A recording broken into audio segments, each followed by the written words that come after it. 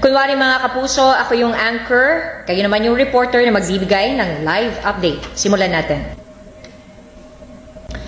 Ang mga pasahero na may canceled flight sa Davao International Airport ay nakabiyahe na sa pamamagitan ng special flights. Alamin natin ang karagdagang detalye sa report ng ating kapuso dyan live.